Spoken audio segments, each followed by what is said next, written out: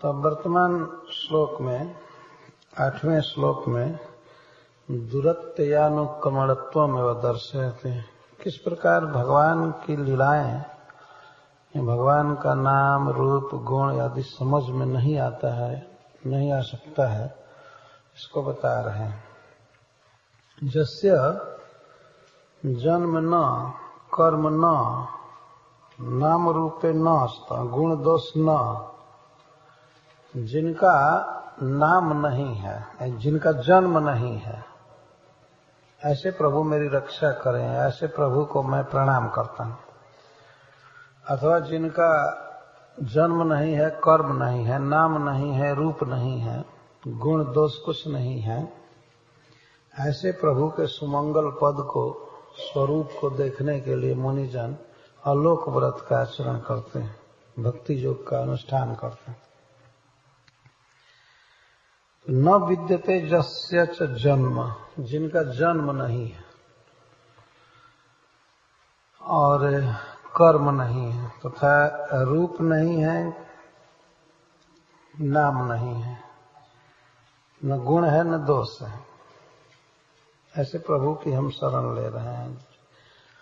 तथापि फिर भी जीवों की सृष्टि करने के लिए और उनका अप्यय प्रलय करने के लिए समयानुसार जो जन्म कर्म नाम रूप गुण दोष स्वीकार करते हैं, ऐसे प्रभु को हम प्रणाम कर रहे हैं। ये ऊपर से, ये पहले से अन्वय होगा या बाद में अन्वय? बाद में जो भी अन्वय हो नमस्कार पर है, नमः नमः नमः, मैं नमस्कार करता हूं।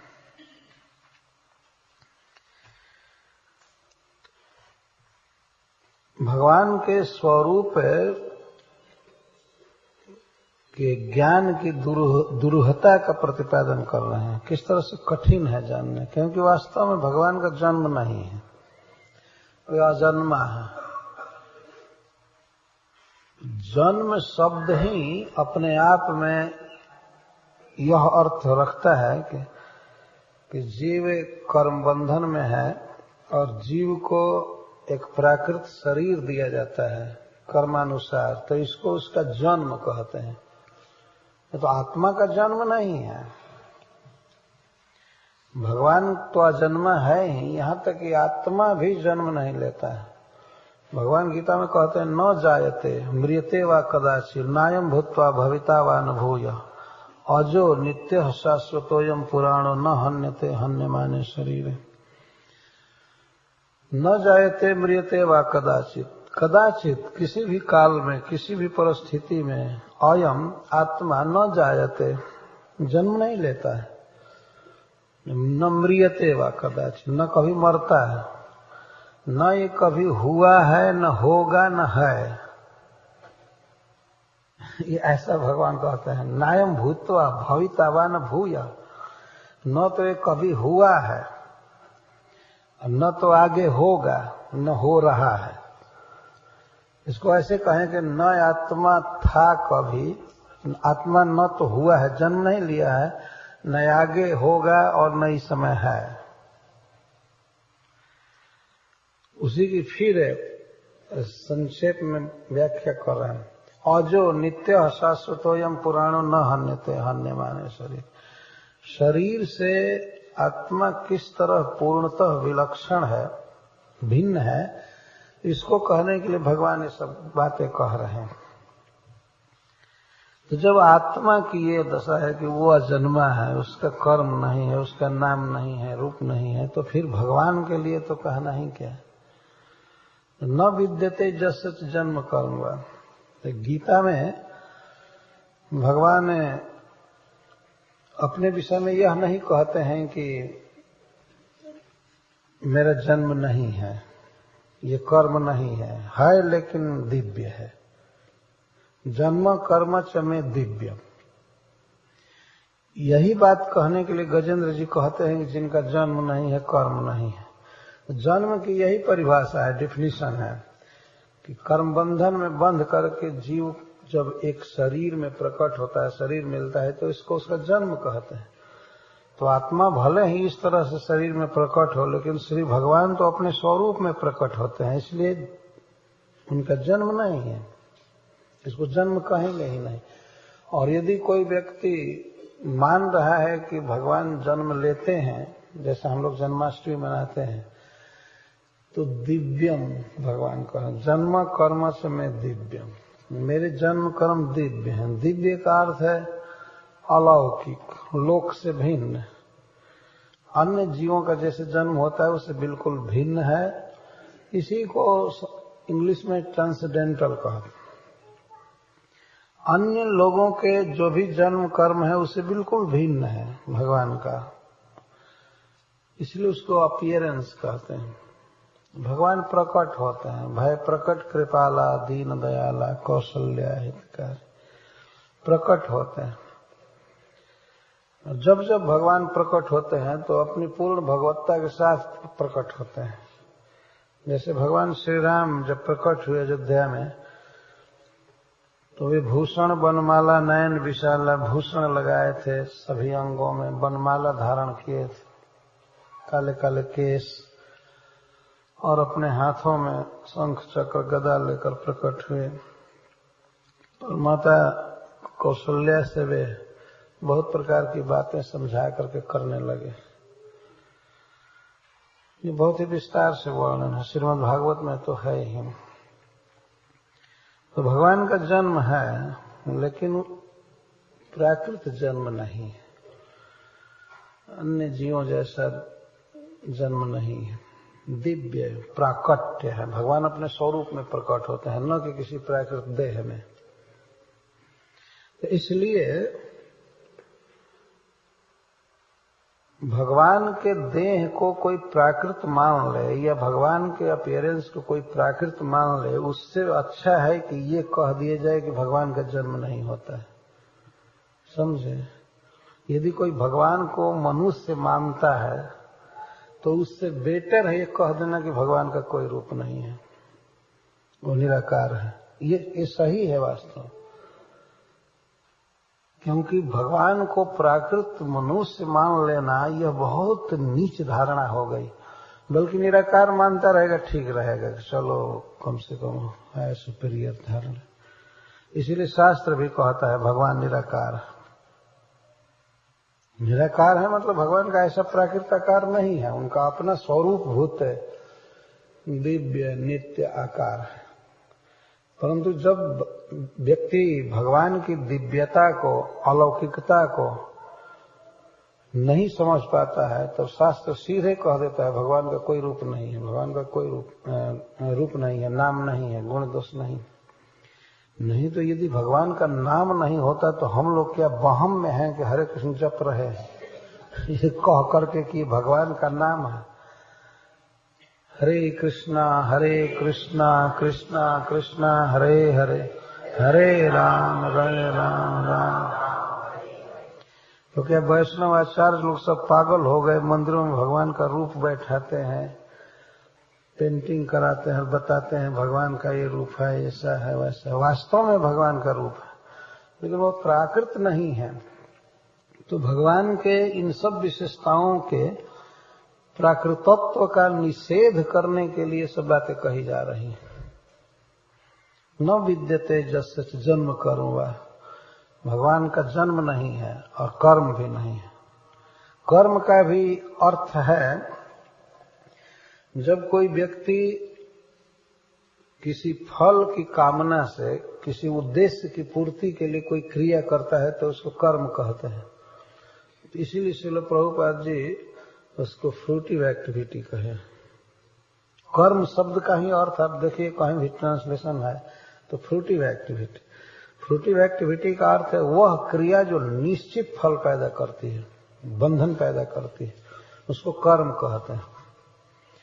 और जो निश्चित ही नरक आदि में डालती है क्रिया, उसको विकर्म कहा जाता है। परंतु जो क्रिया कर्म बंधन से मुक्त कर दे उसको अकर्म कहा गया है। उसमें एक्टिविटी है लेकिन फिर भी वो अकर्म है। और भगवान तो यहाँ तक कहते हैं कि जो अकर्म में कर्म और कर्म में अकर्म देखता है वही वास्तविक पंडित है, वही सच्चा दृष्ट है।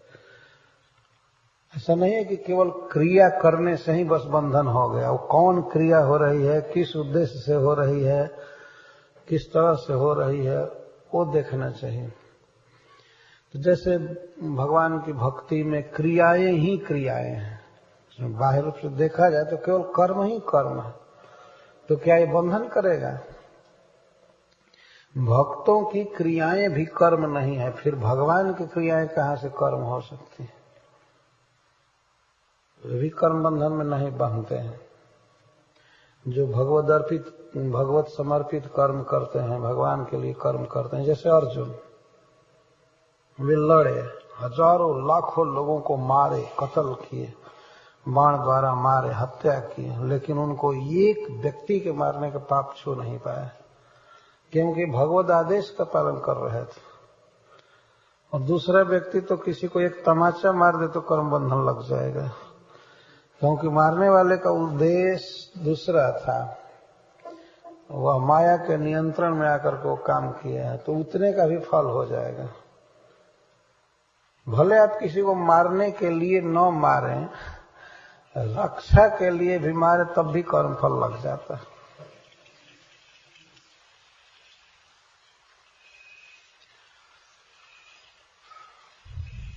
और भगवान विश्व की सृष्टि करते हैं, चलाते हैं, प्रलय करते हैं, लेकिन भगवान पर कोई कर्म बंधन नहीं लगता है।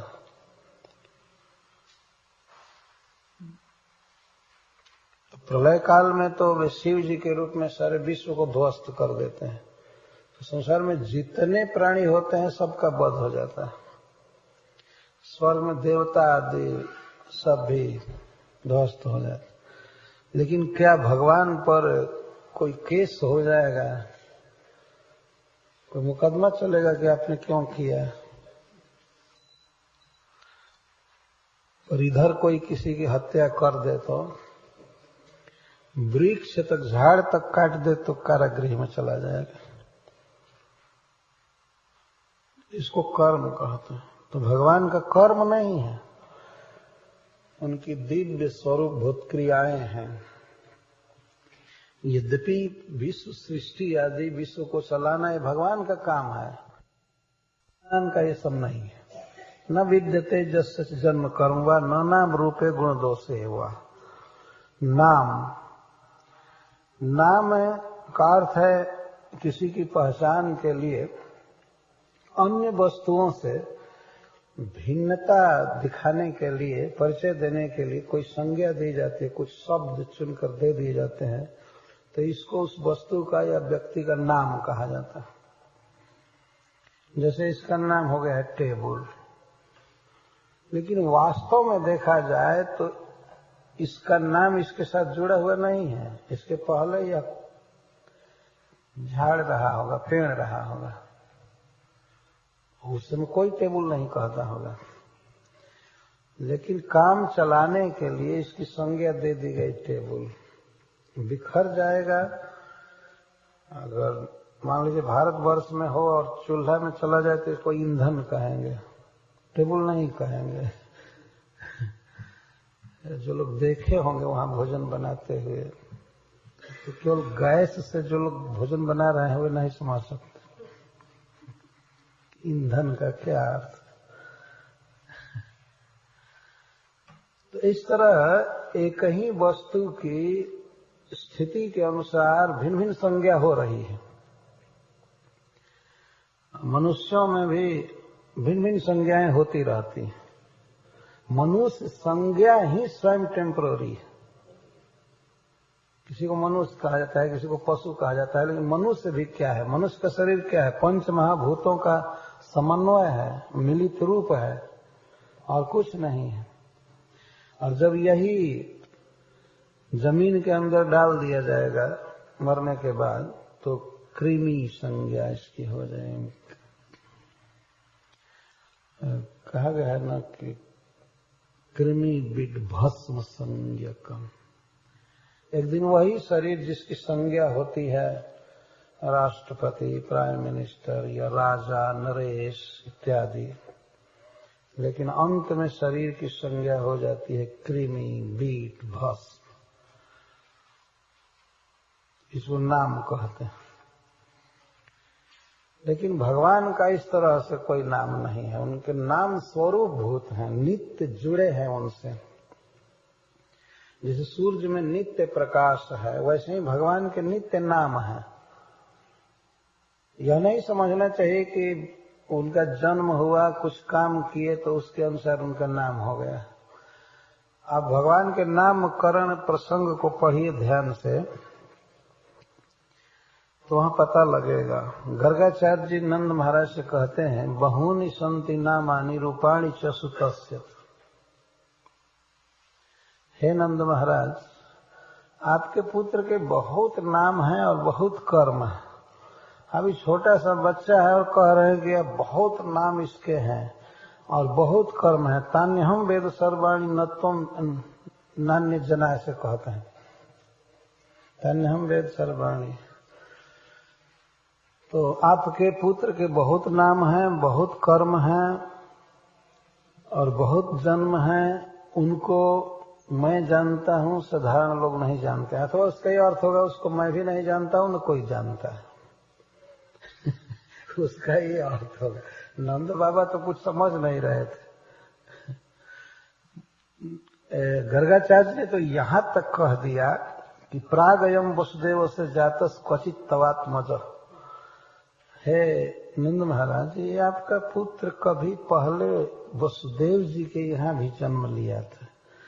तो नंद बाबा सोचते, अच्छा पूर्व जन्म में यह उनका पुत्र था, तो अच्छा है, दोनों भाइयों का पुत्र बन रहा है। इनको ये पता नहीं था कि वो गर्गाचार्य इसी जन्म की बात कह रहे हैं। प्राक काल पहले यह वसुदेव जी के यहाँ भी जन्म लिया था कभी। तो नंद बाबा तो इतना वात्सल्य से भरे हैं कि भगवान की भगवत्ता पर उनका ध्यान नहीं जा रहा। तो जो विद्वान पुरुष गर्गाचार्य जी इतना प्रकट बोल रहे हैं और नहीं समझ में आए, तो और क्या बात समझेंगे नंद महाराज, जब यही नहीं समझ पाए। ये कहा जा रहा है कि ये कभी पहले वसुदेव जी के यहाँ जन्म लिया था। जब इसी को नहीं समझे तो और आगे क्या वो समझते। बहूनि संति नामानि रूपाणि च सुतस्य। गुण कर्मानुरूपाणी तान्यहम वेद नो जना। इसके बहुत गुण हैं, बहुत कर्म हैं और गुणों के अनुसार, कर्मों के अनुसार इसके करोड़ों नाम हैं नंद महाराज। करोड़ों नाम है तो इसका अर्थ क्या? इस जन्म में तो एक भी नाम अभी नहीं हुआ है। और संति शब्द लगा रहे हैं, देखिए, बहूनि संति नामानि। संति का अर्थ वर्तमान क्रिया में है, त्रिकाल सत्य है इसके नाम, इसके बहुत नाम है। अरे ये कहा जाता है भाई, जीव के लिए भी कह दिया जाए कि इसके बहुत नाम थे। कभी जन्म हुआ होगा तो दो चार नाम तो पढ़ ही जाता है। एक व्यक्ति के भी अगर भगवान के सहस्त्र नाम हैं विष्णु के, तो किसी मनुष्य के भी 10 से कम नहीं होंगे। तो ऐसे अपना पुत्र डैडी कहता है तो डैडी या पापा एक संज्ञा हो ही गई। कोई इंजीनियर साहब कहता है, कोई डॉक्टर साहब कहता है, कोई और किसी नाम से कहता है। पत्नी अपने लिए नाम रख लेती है।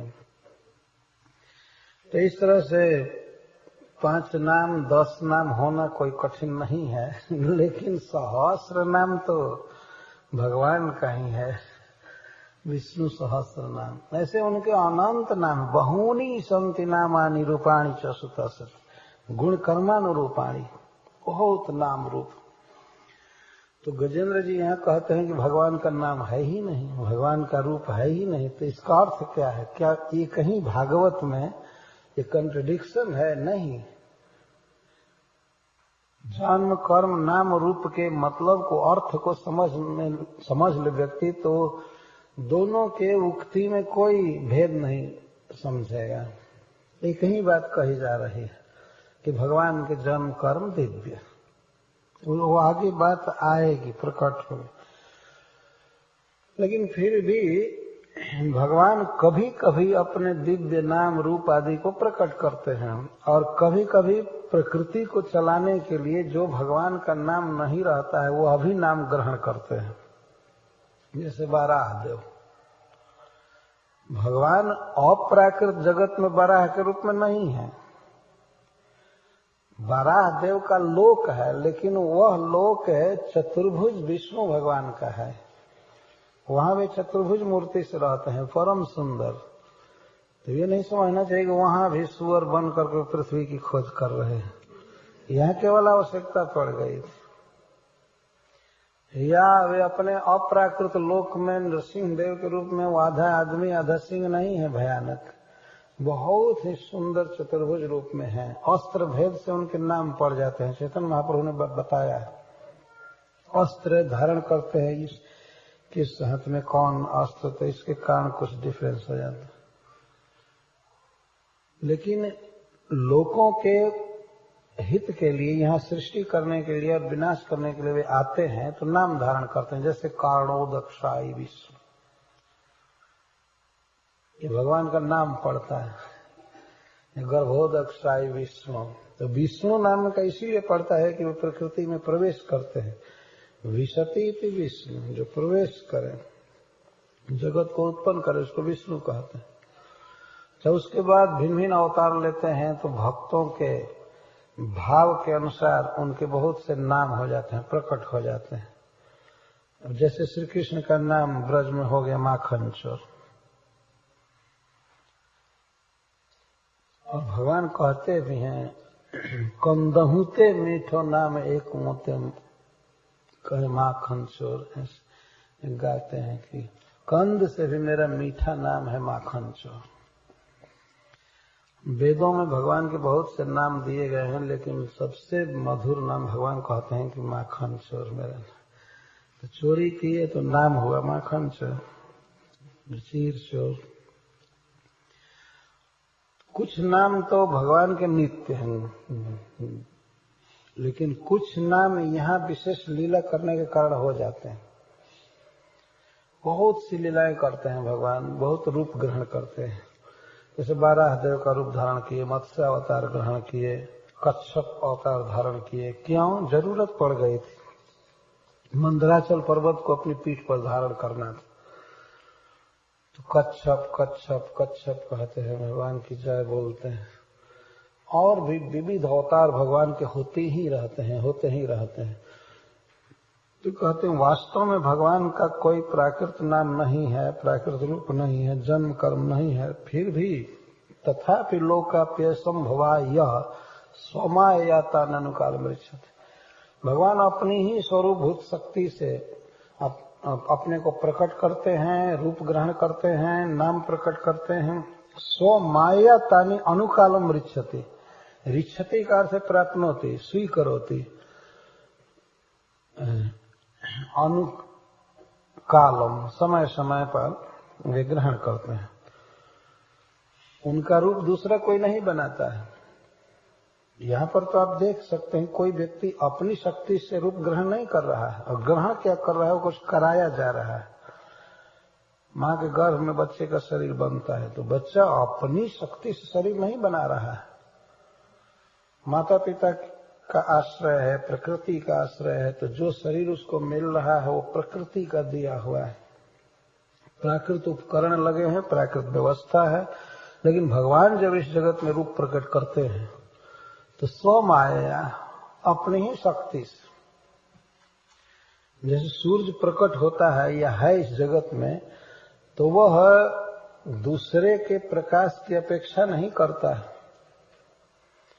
कहीं से कनेक्शन जोड़ा जाएगा, जैसे बल्ब में स्विच ऑन किया जाता है तो ये प्रकाश करता है। सूर्य स्वयं प्रकाश है। कुछ सीमा तक इस पृथ्वी की व्यवस्था से मैं अंतर बता रहा हूं, अन्यथा सूर्य का प्रकाश भी भगवान पर आश्रित है। तो इस प्रकार भगवान जब प्रकट होते हैं तो ऐसा नहीं है कि नृसिंह भगवान को कुछ लोगों ने मिल करके उत्पन्न किया, या बराह देव को, या मत्स्य भगवान को।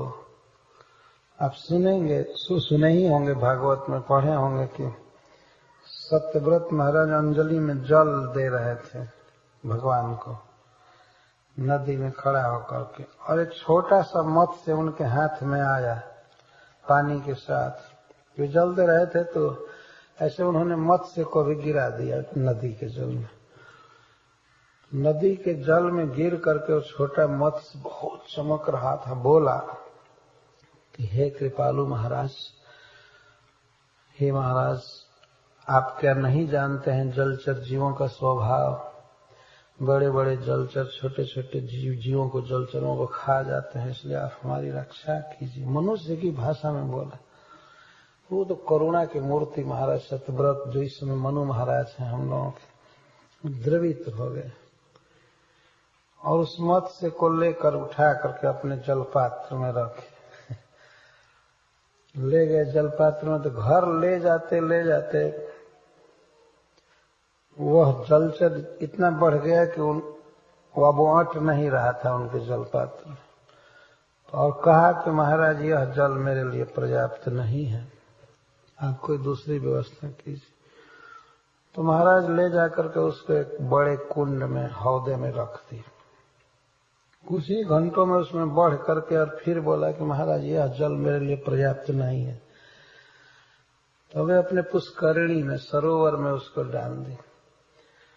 उसने तुरंत ही बढ़ करके कहा कि महाराज मेरे लिए ये पर्याप्त नहीं है, अब क्या करें? कई लोगों के साथ मिल करके उसको टंगवा करके ले गए नदी में।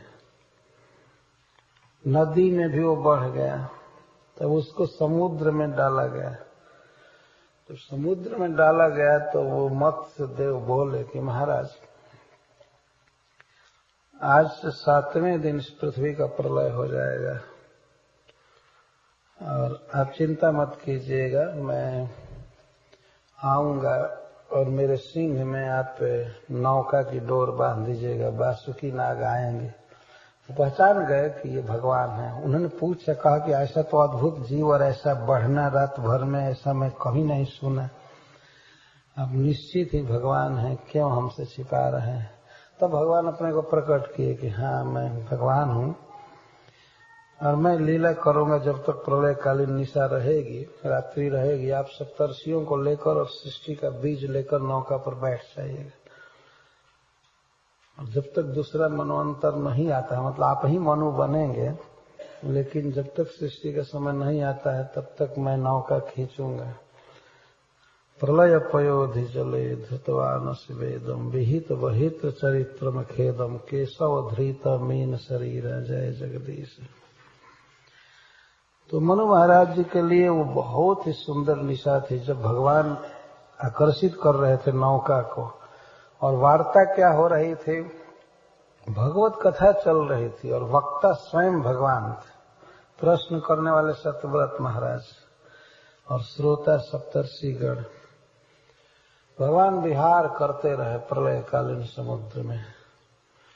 तो इस प्रकार समय समय पर भगवान रूप प्रकट करते हैं, नाम स्वीकार करते हैं। स्व माया शब्द बहुत महत्वपूर्ण है। गीता में भगवान जब बोलते हैं तो बहुत सावधानी से बोलते हैं। कई बार जैसे अजोपि सन व्ययात्मा भूतानाम ईश्वरोपि सन स्वमायाम अधिष्ठाय नहीं। अजोपि सन व्ययात्मा भूतानाम ईश्वरोपि सन प्रकृतिम स्वाम अधिष्ठाय संभवाम आत्ममाया। आत्ममाया अपनी शक्ति से प्रकट होता है। भगवान कर्म बंधन में या प्रकृति के अधीन नहीं है कि उनको जन्म दिया जाएगा या उनका एक दिन मरण हो जाएगा या शरीर विकृत होगा, ऐसा नहीं। न विद्यते जस्य जन्म कर्मवा न नाम रूपे गुण दोष एवा तथापि लोकाप्य संभवा यह स्वमायाता ननुकाल मृच्छति। भगवान का रूप, भगवान का प्रकट होना या भगवान का नाम सब कुछ नित्य है, चिन्मय है। समय समय पर प्रभु उस रूप को प्रकट करते हैं, जन्म स्वीकार करते हैं। इसी से तो भगवान के जन्म को इतना व्यापक ढंग से मनाया जाता है। श्री कृष्ण जन्माष्टमी बहुत व्यापक ढंग से। यदि भगवान का जन्म नहीं होता तो मनाया कैसे जाता? उनका दिव्य जन्म है। अजन्मा प्रकट होते हैं, अजन्मा जन्म लेता है। जो कर्म बंधन में नहीं है वे प्रभु जन्म लेते हैं। बहुत महत्वपूर्ण उक्ति है गजेंद्र जी की।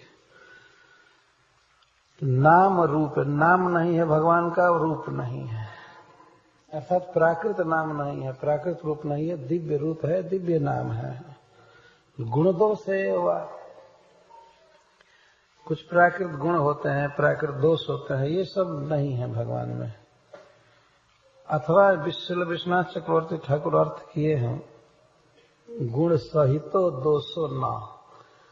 इस संसार में दोष ही दोष है जीवों में, थोड़ा सा गुण है तो इसको गुण दोष कहेंगे। गुण सहित दोष, दोष ही ज्यादा है लेकिन 1% गुण भी किसी किसी में है, मान लीजिए 99% दोष।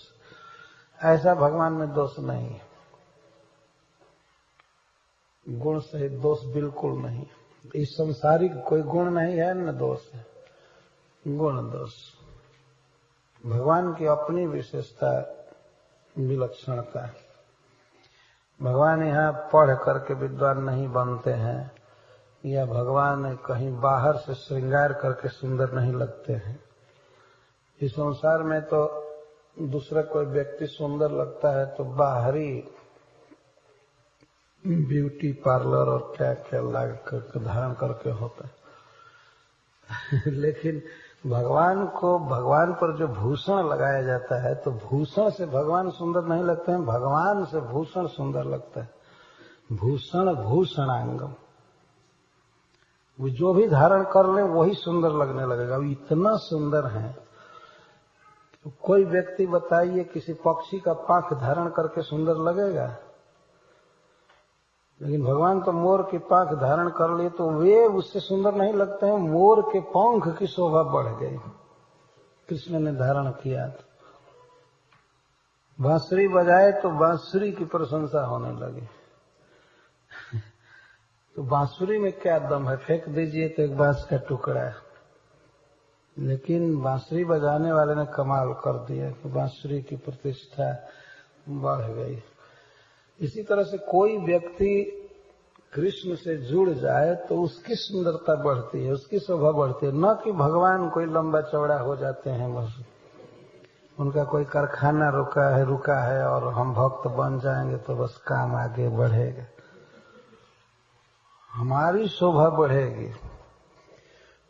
अपनी शोभा के लिए, अपनी स्वरूप स्थिति के लिए भगवान को समर्पण किया जाता है, न कि भगवान का कुछ घट गया है।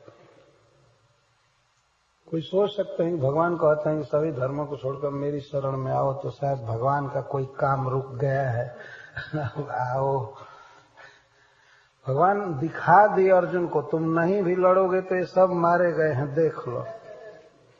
और अपने दांतों के बीच दिखा दिए, कच कच दबा करके रोटी के टुकड़े की तरह सबको पीस रहे हैं दांतों में। और अर्जुन देख, रीते त्वाम न भविष्यन्ति सर्वे, तुम्हारे बिना भी ये कोई नहीं बचेंगे, मारो या मत मारो।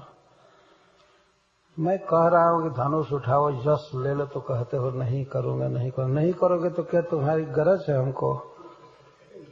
नहीं करोगे, नहीं करोगे, जाओ नहीं करोगे तो अब अर्जुन का नहीं करिष्ये वचनं का। भगवान ऐसे कहे हैं, 18वें अध्याय में कहते हैं, देखो यदि मेरी बात तुम नहीं सुनोगे, नश्रोष्यसि विनाश्यसि, नष्ट हो जाओगे। भगवान यहां तक कह दिए कि मैंने जो कुछ कहना था कह दिया। विमृश्येतद् अशेषेण यथेच्छसि तथा कुरु। मैं जो कुछ कहा हूं एक बार सोच लो, विचार कर लो, और मैं फोर्स नहीं करता हूं, सब विचार करने के बाद यथा इच्छसि तथा कुरु, जैसी इच्छा हो ऐसा करो। लेकिन एक बात कह देता हूं, यदि अहंकार के वश तुम मेरी बात नहीं मानोगे तो तुम नष्ट हो जाओगे। नश्रोष्यसि विनाश्यसि। और यहां तक भगवान कहते हैं, जदहंकारमाश्रित्य न ज्योत्स्य इति मन्य से मिथ्यैष व्यवसायस्ते प्रकृति स्वाम नियोक्ष्यति। जो तुम यह सोच रहे हो मिथ्या अहंकार से कि मैं नहीं लड़ूंगा, मैं बहुत दयालु हूं, मैं परिवार के लिए बहुत स्नेह कर रहा हूं, तो तुम्हारा मिथ्या अहंकार है। तुम्हारा स्वभाव तुमको युद्ध में जोतेगा। आज मेरे कहने से नहीं लड़ रहे हो, तुम अपने स्वभाव से प्रेरित होकर के लड़ोगे। तुम्हारी निंदा कोई कर देगा, उसी समय धनुष उठा लोगे। और भगवान कह रहे थे उसके 12वें, 13वें, 14वें दिन युधिष्ठिर की गर्दन काटने के लिए तैयार हो गए थे। अर्जुन की दशा तो समझ गए, भगवान के आदेश से करने लगे। लेकिन एक दिन की बात थी, कर्ण ने बहुत बाण मारा महाराज युधिष्ठिर को। वो प्रतिज्ञा किया था कि मैं अर्जुन को ही मार सकूंगा। कुंती को वचन दिया था और किसी को नहीं मारूंगा। तो और भाइयों को पकड़ पकड़ कर छोड़ देता था। और अर्जुन दूसरी जगह युद्ध कर रहे थे, तो महाराज युधिष्ठिर पर वो बहुत तीखा तीखा बाण मारा। जान से नहीं मारना था उसको, जो बहुत बड़ा धनुर्धर था। तो मारा, कोमल शरीर महाराज युधिष्ठिर बाण खाकर विकल हो गए। तो उनका सारथी उनको ले गया शिविर में दवाई करने के लिए। वहां महाराज को मलहम पट्टी की जा रही थी और सब दवा हो रही थी। तब तक इधर पता लगा अर्जुन को कि महाराज युधिष्ठिर घायल हो गए हैं। तो ये युद्ध रोक कर और गए देखने के लिए। उन्होंने कहा कृष्ण रथ को ले चलो, तो भगवान ले गए रथ को। वहां गए, प्रणाम किए, देखे तो महाराज कराह रहे थे, आह आह कर रहे थे। तो प्रणाम किए। युधिष्ठिर महाराज ने जब अर्जुन को देखा तो वे बहुत प्रसन्न हुए और वे ऐसे ही बकने लगे दुख में। अर्जुन तुम बहुत अच्छा किया, बहुत अच्छा किया कि कर्ण का वध कर दिया। वो बहुत दुष्ट है, यह है वह है, बहुत क्रूर है। लेकिन अर्जुन तो मारे नहीं थे कर्ण को, कि महाराज को देखने आए थे। तो अर्जुन ने कहा कि महाराज मैं कल उसका वध कर दूंगा, आप चिंता मत कीजिए, हम आपको देखने आ गए, हमने वध नहीं किया। इतने पर ही युधिष्ठिर महाराज अकस्मात कहने लगे, अरे नपुंसक कहीं के, सचमुच तुम नपुंसक हिंजड़ा, ये गांडीव धनुष क्यों लेकर के खड़े हो? ये दे दो भीम को, चाहे कृष्ण को दे दो, इसको धारण करने की योग्यता तुम में नहीं है। ये दे दो हथियार, ये अस्त्र दूसरे को, तुम क्या मारोगे कर्ण को? और अर्जुन पहले प्रतिज्ञा किए थे कि जो कोई व्यक्ति कह देगा कि तुम गांडीव धनुष धारण करने के योग्य नहीं हो तो उसका मस्तक काट लूंगा। वो अद्भुत धनुष था, उसको वास्तव में धारण करने की योग्यता केवल अर्जुन में थी और भगवान कृष्ण में। ये प्रतिज्ञा किए थे और महाराज युधिष्ठिर दुख में यह बात उस दिन बोल दिए।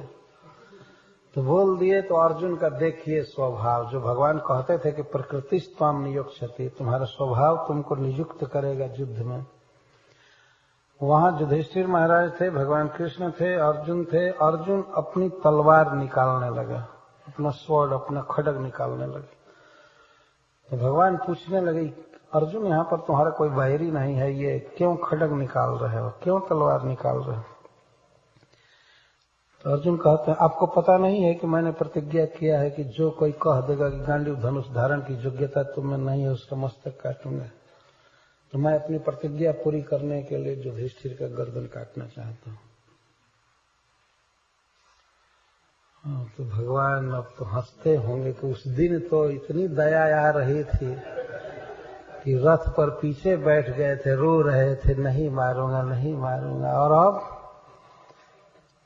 क्या हो गया? यही है स्वभाव मनुष्य का। भगवान समझ रहे थे कि अर्जुन का स्वभाव, इसलिए उनको उसी कर्म में लगा रहे थे। तो भगवान ने कहा ठीक है, तुम अपनी प्रतिज्ञा का पालन करो, लेकिन देखो बड़े लोगों का अपमान कर देना ही उनका वध करना है।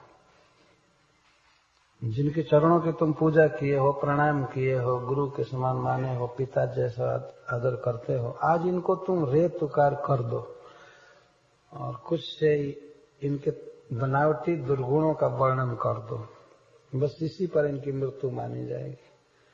और भगवान का संकेत पाते ही अर्जुन कहने लगे, मैं तो गांडीव धनुष धारण करने की योग्यता नहीं रखता हूँ और तुम कायर कहीं के, अभी बाण सह करके युद्ध छोड़ करके भाग आए हो, क्या हमको तुम सिखाओगे? जुआड़ी कहीं के, तुम जुआ खेलते हो, तुम्हारे चलते हम लोग वनवास भोगे, द्रौपदी को दांव पर रखा, ये किया हो क्या? तुम तो क्षत्रिय हो ही नहीं, तुम तो ब्राह्मण हो।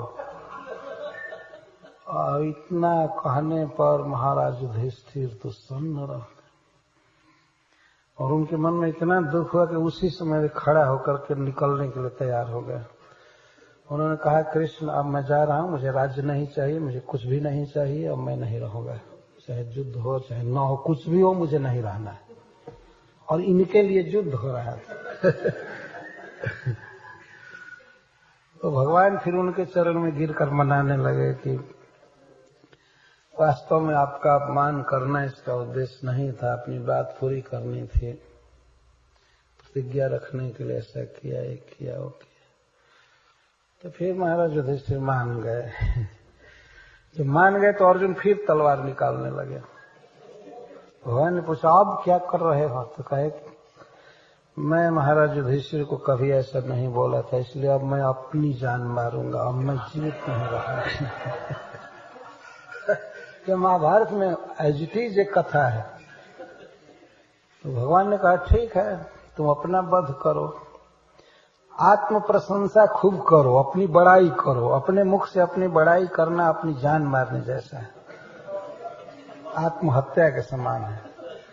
तो अपनी बड़ाई आत्मश्लाघा कर दो, बस तुम्हारा वध हो जाएगा। तब अर्जुन लगे भगवान का संकेत पाकर अपनी बड़ाई करने। मैं इसी शरीर से स्वर्ग गया था, इंद्र के बराबर आसन पर बैठा था, मैंने स्वयंवर में द्रौपदी को जीता, मैंने यह किया, मैंने वह किया, मैंने खांडव बनकर दाह किया, ऐसा किया, वैसा किया। तो दोनों मर गए, युधिष्ठिर और अर्जुन दोनों का वध हो गया। तो भगवान थे वहां। और उसके केवल 15 दिन पहले भगवान ये बात कहे थे, गीता सुना रहे थे। 18 दिन युद्ध हुआ था, तो 15वें दिन ये बात भगवान कहें अर्जुन से कि तुम्हारा स्वभाव तुमको युद्ध में लगाएगा। तो जब तुम्हारा लड़ने का स्वभाव है ही, तो मेरे कहने से क्यों नहीं लड़ रहे हो? दोनों काम हो जाएगा कि कृष्ण की आज्ञा का पालन किया। आखिर लड़ना तो तुमको है ही। अभी कह देता हूं कि तुम रथ से उतर करके अगर जाओगे, कुरुक्षेत्र में जो दोनों सेना जुटी थी ना, अर्जुन का जोश आपने देखा था। कृष्ण से कहते हैं कि सेनयोर उभयोर मध्य रथम स्थापयामि अच्युत, हे अच्युत, दोनों सेनाओं के बीच में मेरा रथ खड़ा कीजिए और मैं देखना चाहता हूं कि धार्त राष्ट्र दुर्बुद्धि युद्धे प्रिय चिकीर्षव, दुर्बुद्धि दुर्योधन का हित करने के लिए कौन कौन लोग आए हैं, जरा मैं उनका चेहरा देखना चाहता हूं। एकदम युद्ध का उत्साह था, एस्टिमेट करना चाहते कौन कौन लोग आए हैं और किन के लिए कौन कौन बाण मुझे संभालना होगा, क्या करना होगा, एस्टिमेट करना चाहते। और ऋषिकेश ले जाकर के ऐसा नाटक किया, ऐसा उनके हृदय में प्रेरणा किए कि जो उत्साह था वो बिल्कुल ठंडा। ओ, ये तो सब हमारे स्वजन हैं, ये मर जाएंगे, ये होगा वो होगा, मैं युद्ध नहीं करूंगा, रोने लगे। अभी तो तत्काल युद्ध का इतना उत्साह था कि कह रहे थे धृतराष्ट्र महाराज के पुत्र को दुर्बुद्धि कह रहे थे, जिसकी बुद्धि दूषित हो गई। ऐसे धृतराष्ट्र का, धृतराष्ट्र पुत्र का हित करने वाले कौन कौन लोग आए हैं उनके पक्ष। और जब देखे तो ठंडा पड़ गया, रोने लगे बिल्कुल। और भगवान कहने लगे, लास्ट में उनके कहने का आशय है कि अभी तुम रथ से उतर करके अगर जाओगे और उधर जो ही ताली बजा करके हाहा करेंगे तो तुम फिर धनुष उठाकर लड़ने लगोगे। और वास्तव में ये बात होती, यदि भगवान छुट्टी कर देते कि ठीक है तब जाओ, तब तुम मत लड़ो, हम लोग लड़ेंगे जो देखना होगा। और अर्जुन अगर जाते तो उधर से ऐसी हास्यास्पद तालियां बजती कि फिर अभी तो अपनी प्रतिज्ञा पूरी करने के लिए युधिष्ठिर का वध कर रहे हैं ना। उस दिन क्या करते, जो लोग ताली बजाते पहले उन पर ही बाण मार करके खत्म कर देते। यही है मनुष्य का स्वभाव। तो यथेच्छसि तथा कुरु, भगवान गीता सुनाने के बाद कहते हैं, लेकिन ये कहते हैं कि जब मेरी बात नहीं मानोगे तो तुम नष्ट हो जाओगे। लेकिन कैसे इस लिंक आ गया यहाँ तक दिया है।